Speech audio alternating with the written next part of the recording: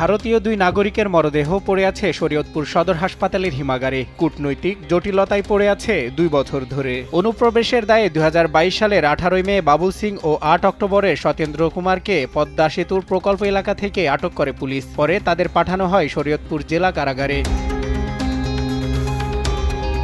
2023 সালের 18 জানুয়ারি সত্যেন্দ্র কুমার জেলা কারাগারে মারা যান। কিছুদিন পর 15 এপ্রিল রাতে বাবুল সিং অসুস্থ হয়ে চিকিৎসাধীন অবস্থায় মারা যায়। এরপর থেকে মরদেহ দুটি সদর হাসপাতালের ফ্রিজে রাখা হয়। মরদেহের নিরাপত্তায় 24 ঘন্টায় পাহারায় থাকছেন কারা কর্তৃপক্ষের প্রহরী ও হাসপাতালের একজন ডোম। এই যে 1 বছরের বেশি হয় আমি লাশটা লইয়া বগদা আছি, এই লাশটা নেও না, কিছুই করে না, অথবা এই ভারতের লাশ এরা দেয় না। সরকারের কাছে আবেদন, এটা জানি সরকারের এটারে ব্যবস্থা করিয়া দিয়া দেয়, নাহলে আমার এটার লেগে আমি একলা চাকরি করি ডুম ঘরে। এই ডুম ঘর তো নাইতে হয় দিনের ভিতরে 3-4 বার দেখতে হয়। 4টা রুম ফিলিজের, 2টার ভিতরে লাশ রাখতে তৈরি, আর 2টা জনগণ রাখি। জনগণ না রাখতে পারলে আমার সাথে দুর্ব্যবহার করে। ভারতীয় 2 জন বন্দির লাশ মর্গে রয়েছে শরীয়তপুর সদর হাসপাতালে। তো কারাগারের নির্দেশে আমরা দীর্ঘ 1 বছর যাবৎ ডিউটি করে যাচ্ছি।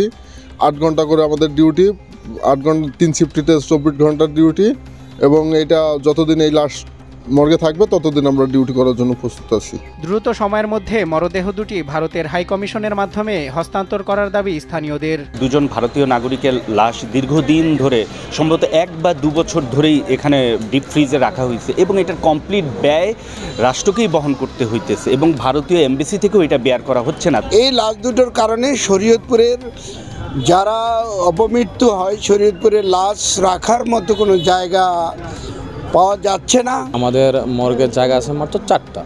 এখন এতদিন ধরে থাকার কারণে আমাদের স্থানীয় যে লাশগুলো মারা যায় বা কোনো দুর্ঘটনা হয়, এগুলো তো রাখার আমাদের নির্দিষ্ট জায়গা পরিমাণ সীমিত, এবং রাখতেও পারতেছি না। 2 বছর ধরে মরদেহ সংরক্ষণে বিপাকে পড়েছে শরীয়তপুর সদর হাসপাতাল।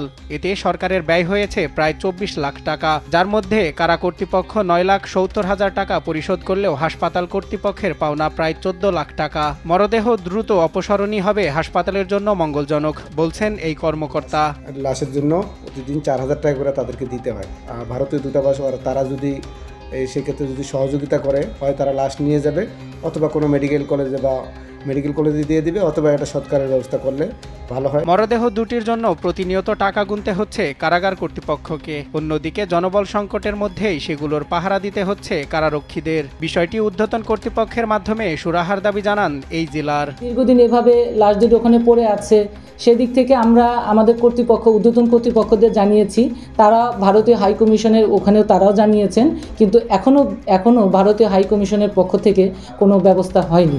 মরদেহ দুটি হস্তান্তরের বিষয়ে ঊর্ধ্বতন কর্তৃপক্ষের সঙ্গে আলোচনা করে দ্রুত সমাধানের ব্যবস্থা নেওয়া হবে বলে আশ্বাস জেলা প্রশাসকের। লাশ হস্তান্তরের বিষয়টি যেহেতু এখানে আন্তঃরাষ্ট্রীয় বিষয়, 2টি দেশের বিষয় এখানে জড়িত, 2টি দেশের কূটনৈতিক মিশনের সাথে এটা সংশ্লিষ্টতা রয়েছে, এবং একই সাথে 2টি দেশের স্বরাষ্ট্র মন্ত্রণালয়েরও এখানে ভূমিকা রয়েছে। কাজে এটা আন্তঃমন্ত্রণালয়ের একটা সিদ্ধান্তের বিষয় রয়েছে। আমরা এ বিষয়ে সংশ্লিষ্ট ঊর্ধ্বতন কর্তৃপক্ষের সাথে যোগাযোগ করে এই 2টো লাশ হস্তান্তরের বিষয়ে কী করণীয় সেটা আমরা যত দ্রুত সম্ভব আমরা নিষ্পত্তি করার চেষ্টা করব ইনশাল্লাহ। অবৈধভাবে অনুপ্রবেশের দায়ে গত 2 বছর পদ্মা সেতুর আশপাশ থেকে আটক করা হয় 22 ভারতীয় নাগরিককে। তাদের মধ্যে 2 জন মারা গেলেও এখনও শরীয়তপুর জেলা কারাগারে রয়েছে 4 জন নারী সহ আরও 19 জন।